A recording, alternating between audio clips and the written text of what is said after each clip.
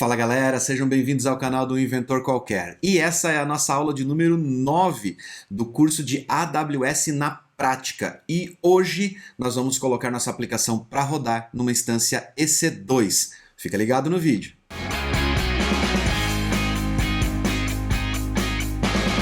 Se você está caindo agora nesse vídeo, só deixando claro que esse vídeo faz parte de uma série do curso de AWS na prática. E eu vou deixar o linkzinho da playlist aqui no card e vou deixar na descrição também, caso você queira assistir esse vídeo primeiro e depois ir lá na playlist para pegar tudo na sequência, que é muito importante, porque a gente está falando sobre todos os passos, desde a criação de conta até a publicação da aplicação em modo de produção.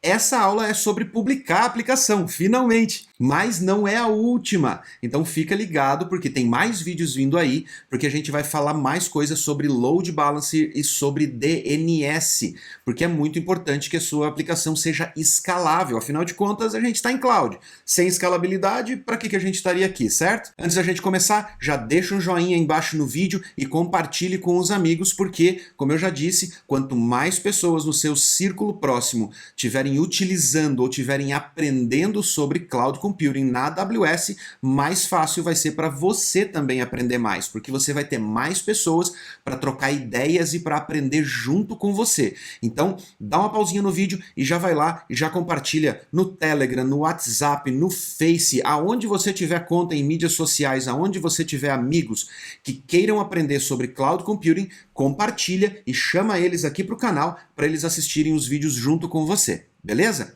Bom, lembrando que na aula passada a gente criou a chave SSH, que é um arquivozinho com extensão PEM. Aquele arquivo é o arquivo que contém a chave de criptografia que vai permitir você fazer uma conexão segura com a sua instância do EC2. Então, se você fez o exercício na aula passada junto com a gente e você já salvou aquele arquivo PEM na sua máquina, é a hora de você adicionar ele no seu agent ou no put, caso você esteja utilizando o Windows, e a gente vai utilizar ela hoje para conectar na instância que a gente vai estar criando para publicar nossa aplicação. No meu modelo aqui, eu já deixei a minha instância RDS criada, seguindo os mesmos passos que eu falei lá na aula de RDS. Eu vou deixar o link aqui no card, vou deixar na descrição também para você poder voltar lá e relembrar, mas a minha instância RDS já está criada dentro daqueles parâmetros que a gente viu na aula de RDS, ou seja, eu criei uma instância free tier, uma instância micro, bem basiquinha, só para a gente poder colocar a nossa aplicação para rodar.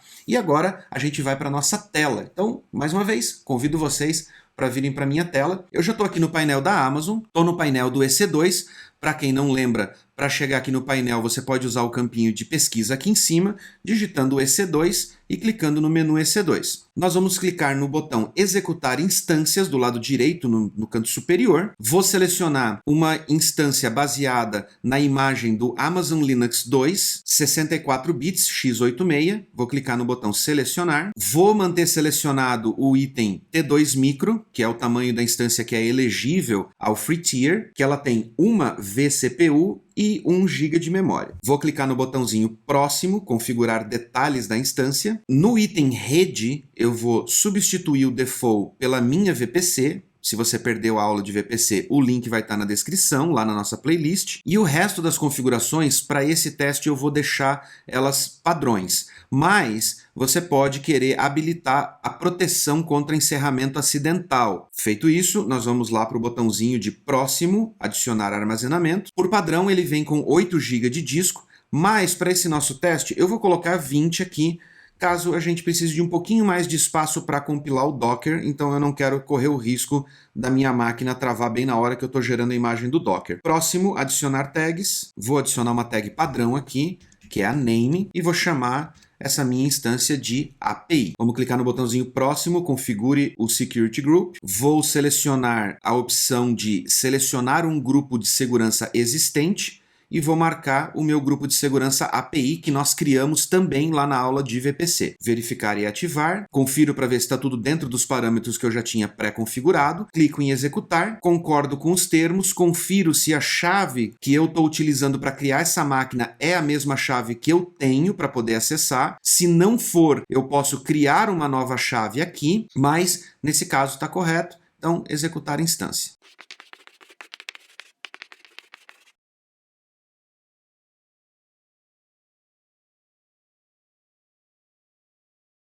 clico no botãozinho exibir instâncias. Gente, por padrão, a minha rede está configurada para que ela não crie instâncias que tenham IPs públicos. Então, aqui eu vou dar um extrazinho que a gente não falou lá na aula de EC2, então eu vou dar um extrazinho aqui para vocês a respeito dos IPs públicos. Mesmo eu criando uma instância que não é criada por padrão com um IP público, eu posso atribuir a esta máquina um IP estático ou um Elastic IP, como a AWS chama. Isso vai me dar acesso a essa máquina de forma remota e, melhor, essa máquina ainda vai ter um IP fixo que vai permitir que eu possa fazer roteamentos para essa máquina de forma mais fácil. Porém, nas aulas seguintes, quando a gente for falar sobre Elastic Load Balancer, você vai entender que o Elastic IP não é uma opção obrigatória para que você coloque a sua aplicação na internet, para que ela seja exposta, ou seja, possível que usuários acessem ela, porque nós vamos utilizar Load Balancer. Então, vamos para a minha tela. Enquanto a minha máquina está sendo criada, eu vou vir aqui no menu da esquerda, no item Elastic IPs. Eu tenho um IP criado aqui, mas eu vou criar um aqui para exemplificar para vocês verem o processo. É super simples. Eu clico no botão do lado direito superior, onde diz alocar endereço de IP elástico, confiro a região aonde esse IP vai ser alocado e clico aqui em alocar. Com esse IP alocado, significa que esse IP está disponível na minha conta, mas por enquanto ele não serve para absolutamente nada. E tem um detalhe muito importante sobre a Amazon. Se você quer utilizar Elastic IPs, você não paga nada pelo Elastic IP alocado, mas você só não paga nada se você estiver utilizando ele. Um Elastic IP atribuído ou alocado para sua conta sem uso nenhum, sem estar atribuído a uma interface de rede ou a uma instância, vai te custar. A Amazon vai te cobrar uma taxa por ter alocado esse IP e não estar utilizando ele.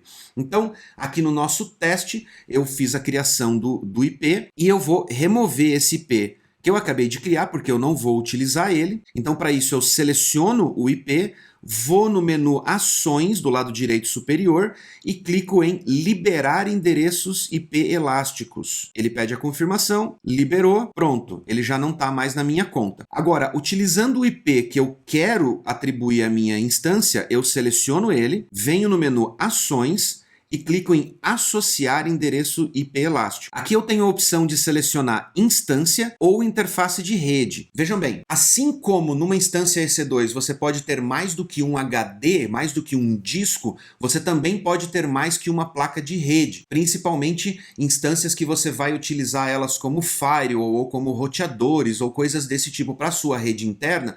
Você pode atribuir várias placas de rede. Eu não tenho muita certeza a respeito de qual é o limite das placas de rede para uma instância, mas acredito, se eu me lembro bem, são relacionadas ao tamanho da instância. Então, instâncias muito pequenas podem ter menos interfaces de redes, instâncias maiores podem ter mais, mas posso estar enganado, então dá uma olhadinha na documentação para você ter certeza a respeito dessa informação. Aqui no nosso caso, nós vamos manter selecionada a opção instância, e aqui na lista de instâncias, basta eu clicar e eu já vou ver a minha API sendo levantada aqui, ela já está com status de running. Só seleciono ela, vou marcar essa opção aqui embaixo de permitir que o endereço elástico seja reassociado. Caso alguma coisa aconteça com essa minha máquina e eu precise recriar ela, eu posso simplesmente matar a instância, o meu IP permanece disponível, crio uma instância nova e eu reassocio esse IP estático à nova instância que eu quero conectar através desse mesmo IP. Então eu marco essa opção, fica mais fácil, clico no botãozinho associar, pronto, está associado à instância.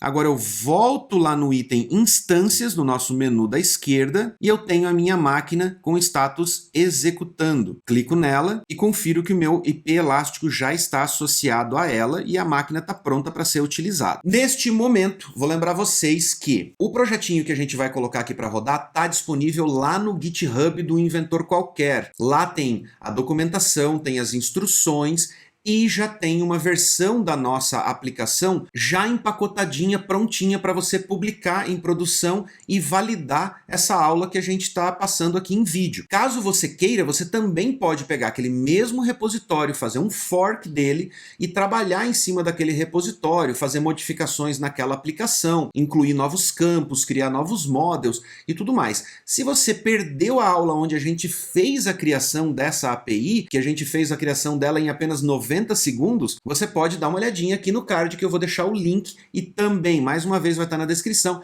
para você poder clicar, voltar lá na aula de criando uma API em 90 segundos e lá você vai poder acompanhar como nós criamos ela e também umas dicasinhas para utilizar a interface de command line do Loopback para você poder incrementar essa API, ou seja, colocar mais funcionalidades nela e customizar ela e quem sabe até utilizar para algum projetinho pessoal seu se você quiser. Então, lembrando, a gente está lá no GitHub, lá a gente vai pegar o repositório que vai estar público no momento desse vídeo e você vai poder utilizar ele para clonar dentro da sua instância de produção e fazer o deploy manual dela, ok? Então vamos lá para o nosso terminal. Eu já tenho a minha chave SSH adicionada ao meu agent, tá? O meu SSH agent na minha máquina. Então basta que eu utilize o comando SSH utilizando o usuário ec2-user e o IP elástico que eu atribuí à minha máquina agora há pouco lá no painel e eu vou conseguir conectar na máquina.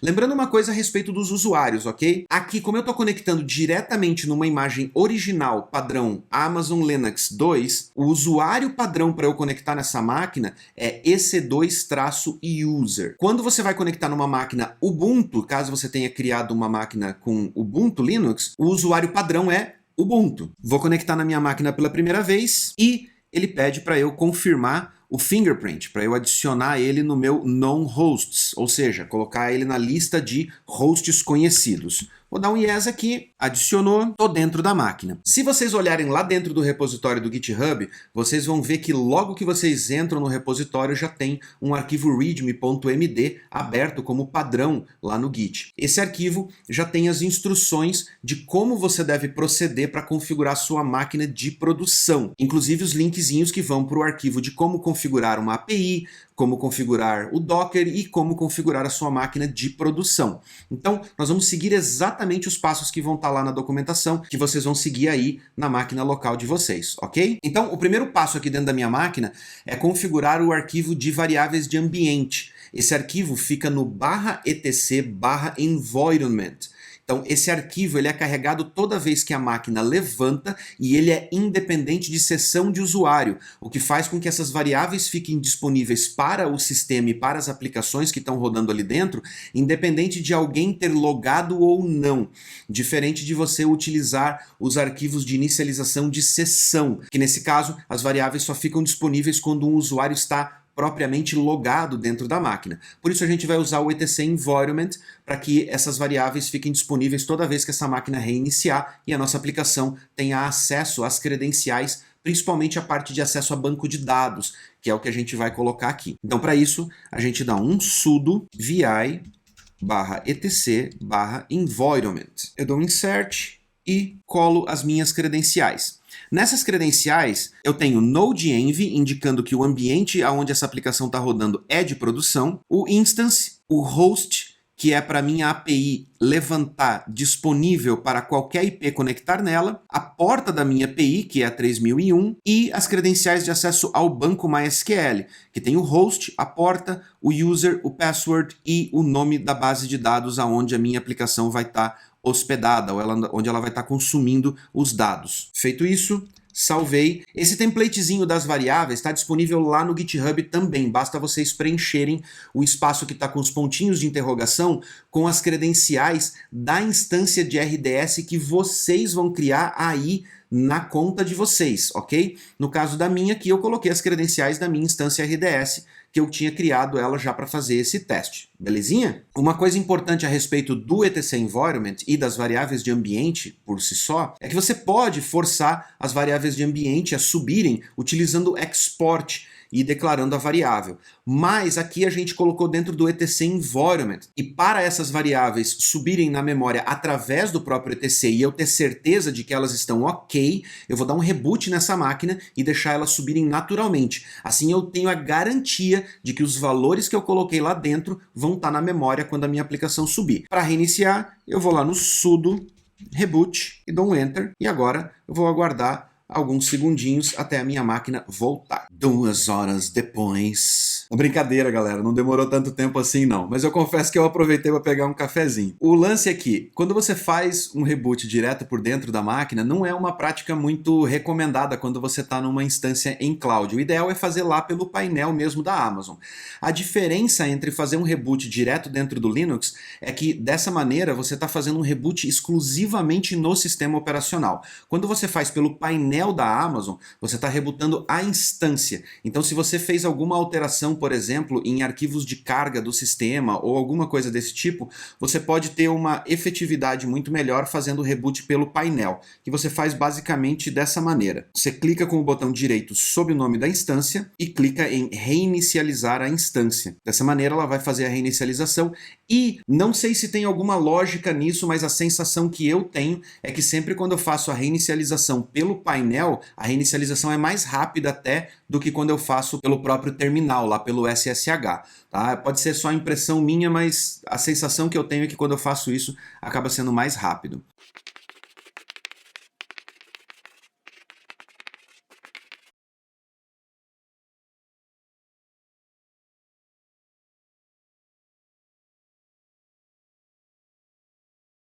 Bom, voltando lá para o nosso terminal, eu vou conectar de novo na máquina e vocês podem ver que a minha máquina está dizendo para mim que tem 3 pacotes de segurança para serem atualizados e outros 17 disponíveis para fazer update. Então, antes de eu começar a fazer qualquer coisa aqui, eu vou seguir as instruções que estão lá no manualzinho, lá no nosso repositório, e vou começar a fazer algumas instalações necessárias. Uma delas é, obviamente, fazer um update de todos os pacotes que estão pendentes aqui no Linux.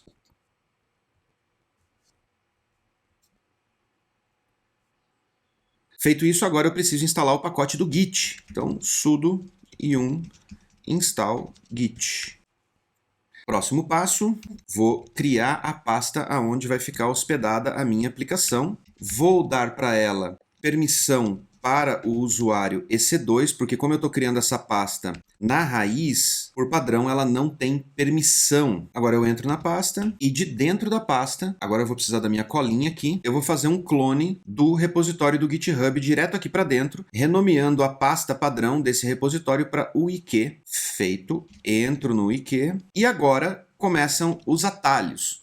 Gente, lá dentro do repositório eu coloquei vários atalhos. Eu tenho essa mania, assim como eu tenho mania de dar nome para os projetos. Então isso me faz sentir mais dono daquilo, mais perto do projeto. Mas os atalhos são uma coisa que eu tenho um hábito já faz um bom tempo. Normalmente quando você vai configurar um novo projeto, você tem que aprender certas linhas de comando que você só vai utilizar na hora de criar o projeto. E aí 3 meses, 6 meses depois você precisa criar um outro projetinho e você tem que sair quebrando a cabeça tentando lembrar quais foram as linhas de comando que você usou, quais foram os parâmetros para você criar uma aplicação do mesmo jeito. E aí você tem que recorrer à documentação, ler tudo de novo. E fora o tempo que te economiza no dia a dia, quando você tem que fazer um rebuild, quando você precisa fazer alguma coisa que você vai utilizar com mais frequência. Tendo os atalhos, criando esses atalhos, é mais fácil, porque se você for usar ele 6 meses depois, o atalho já está pronto. Ou você pode olhar no projeto anterior e usar aquele atalho no projeto novo e sair criando tudo automaticamente. Da mesma forma, se é um comando que você usa todos os dias, ao invés de escrever uma linha de comando desse tamanho, cheio de parâmetros,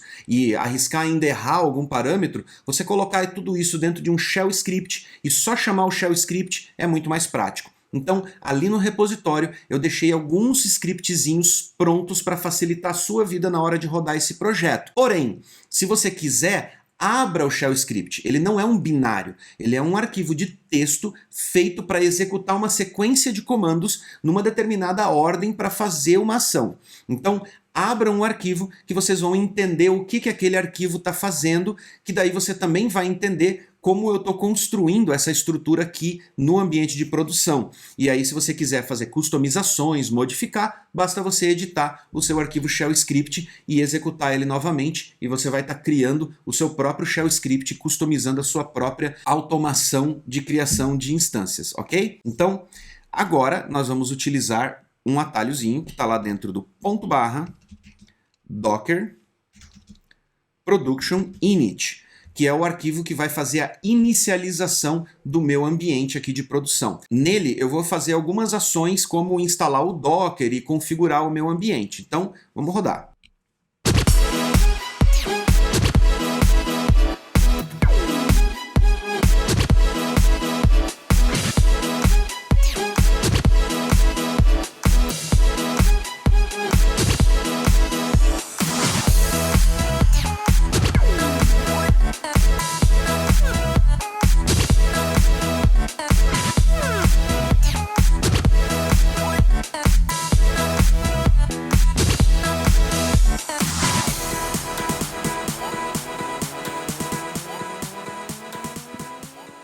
Para vocês entenderem o que esse script faz, basicamente, além de você poder abrir ele lá na sua própria máquina e ver a sequência de comandos, eu basicamente instalo o Docker, compilo as imagens do meu projeto e dentro dessas imagens eu instalo o PM2, que é um gerenciador de processos para aplicações em Node.js. O PM2, além dele startar, ele mantém aqueles processos rodando e gerencia esses processos. Então, por exemplo, no ambiente de produção eu posso subir uma única API que vai rodar em 2 ou mais processos simultaneamente, porque se caso eu tiver alguma falha nessa minha aplicação, que seja crasheada, né, ou quebre, dependendo de uma determinada requisição que venha do usuário, esse processo que quebrou sai fora, o processo alternativo continua entregando o resultado e o próprio PM2 levanta novamente aquele processo que quebrou, mantendo sempre a redundância dos processos dentro daquela mesma máquina. É basicamente um subnível de redundância, além do fato de você ter duas instâncias, por exemplo, se caso uma instância inteira quebre e saia do ar, até a Amazon levantar uma segunda instância para poder substituir aquela que quebrou. Dentro da máquina eu posso ter mais de um processo. Esses processos, normalmente a recomendação é que o número de processos seja equivalente ao número de cores de CPU que você tem dentro daquela máquina. Nesse caso, eu tenho apenas um core nessa máquina micro. Mas, por uma questão de redundância, eu subo sempre em produção no mínimo 2 processos, que é para se caso um deles quebrar, o outro ainda continuar atendendo os meus clientes.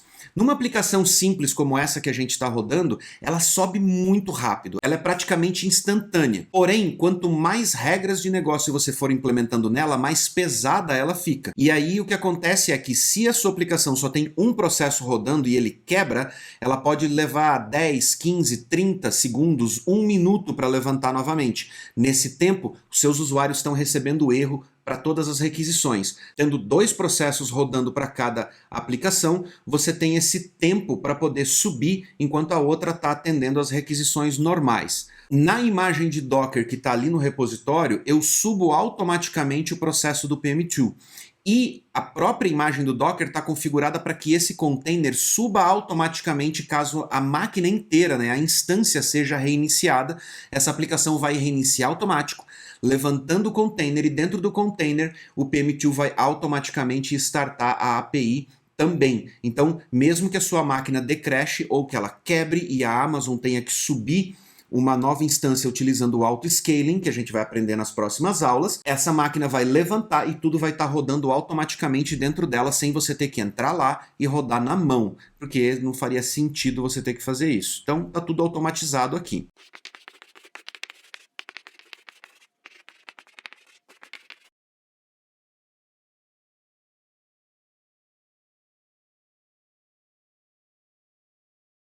Nesse momento, para conferir se o seu container do Docker está realmente rodando, você vai usar um comandinho aqui, que é o docker container ls, que é list, ou seja, listar os containers ativos. Está lá rodando há 4 minutos, está com o status up, a porta que está compartilhada, né, ou que está exposta através do Docker é a 3001, tudo certinho, e tecnicamente a minha API está rodando. Mas quer conferir realmente se a API está lá e está rodando, se ela subiu no PM2? Vamos fazer uma conexão SSH para dentro do container. e lá dentro a gente vai poder ver os processos do PM2. Então, para isso, eu tenho um outro atalhozinho, que está aqui dentro de Docker, loopback, que é o container que eu quero conectar, e o script SSH. Pronto, agora eu estou dentro da minha instância, e se eu rodar um PM2 list, eu posso ver todos os processos rodando. A minha API está rodando com 2 processos ativos. Vou explicar para vocês rapidinho aqui. A minha API está rodando com 2 processos ativos, em modo cluster, ou seja, não importa que as duas estejam escutando a mesma porta, elas não estão conflitando ali dentro, porque o PM2 está gerenciando as requisições que são passadas para cada uma delas. Namespace default, versão 0.01, não tem nenhum reboot, ou seja, a minha API não deu crash aqui, ela não restartou, ela está ativa há 5 minutos, e aqui é o que ela está consumindo de CPU e de memória. Esse usuário root é o usuário referente ao container, tá? Não é o usuário root da instância. E eu tenho um módulo extra aqui, que é o PM2 Log Rotate, que faz com que o próprio PM2 gerencie os logs que são cuspidos para fora das minhas aplicações. Isso faz com que ele não sobrecarregue o disco dessa minha instância para que eu possa depois fazer um backup desses logs para algum outro lugar, provavelmente para o S3, e mantenha a minha máquina com a quantidade de espaço em disco sempre razoável, sempre disponível para a minha aplicação estar rodando com folga. Mas agora a gente tem que testar nossa aplicação para ver se ela está rodando de verdade, não é mesmo?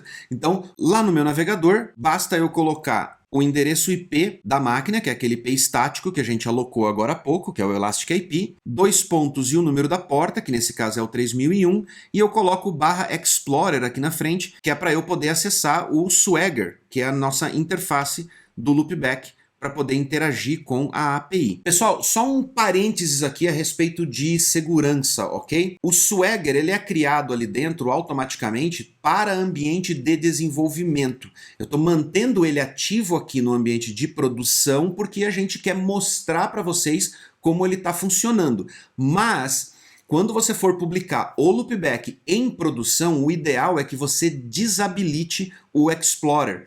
Para isso você consegue desabilitar lá dentro das configurações do loopback. Você pode dar uma olhadinha na documentação do loopback para você poder desabilitar o Explorer e evitar que as pessoas tenham acesso a todos os métodos da sua API, mesmo aqueles métodos que você pode estar consumindo, por exemplo, com workers para processos internos da sua aplicação. Então o ideal é que o Explorer não fique disponível em ambiente de produção, ok? Caso você esteja utilizando um API Gateway ou um Nginx como um proxy reverso na frente da sua aplicação, que a propósito é algo que eu também recomendo fortemente que você faça, você também pode colocar um bloqueio de endpoint lá no seu API Gateway ou colocar um bloqueio dentro do seu Nginx, lá nas regras do Nginx, para que qualquer acesso externo não tenha acesso ao Explorer, mas você, através da sua VPN, consiga operar dentro do Explorer em produção para você poder validar ou testar possíveis problemas com a API.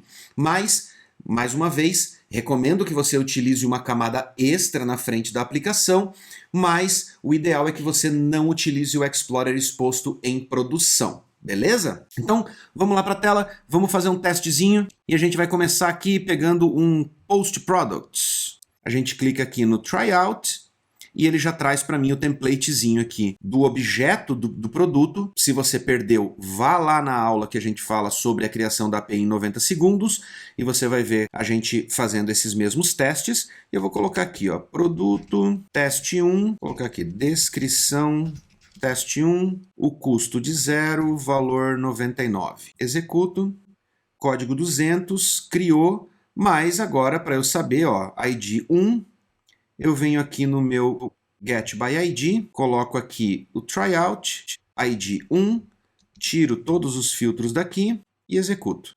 Pronto, retornou e a nossa API está rodando. Linda, maravilhosa e escalável, está rodando. Peraí, ainda não está escalável. Ainda não está escalável. Então, fica ligado na próxima aula, porque nós vamos começar a falar sobre auto-scaling, load balancer e, finalmente, a parte de DNS para você poder apontar o seu domínio para a aplicação. E aí sim, você vai estar com a sua aplicação em modo de produção, só esperando os acessos para transformar a sua aplicação no próximo unicórnio brasileiro. Essa seria legal, né? Me avisa se você fizer isso e deixa seu comentário aqui embaixo sobre o que você achou dessa aula. E quando você colocar a sua aplicação, volta aqui no canal e comenta aqui embaixo e fala: Wesley, coloquei a minha primeira aplicação para rodar na AWS e eu quero saber qual foi.